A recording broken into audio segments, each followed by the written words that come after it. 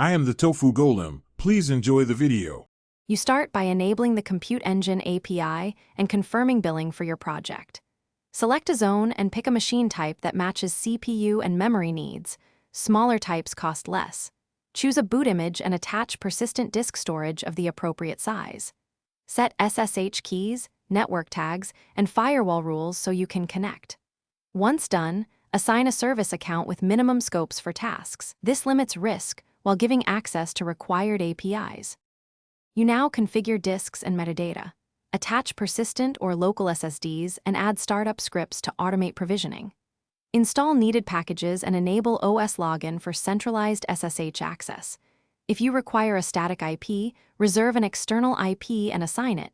If you expect traffic, create a load balancer and add backend instances. Make sure to set up snapshots or scheduled backups so data persists.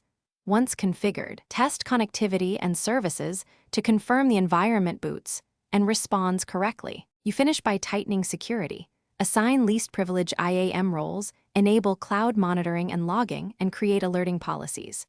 Update OS and images, snapshot disks, and test failover for resilience.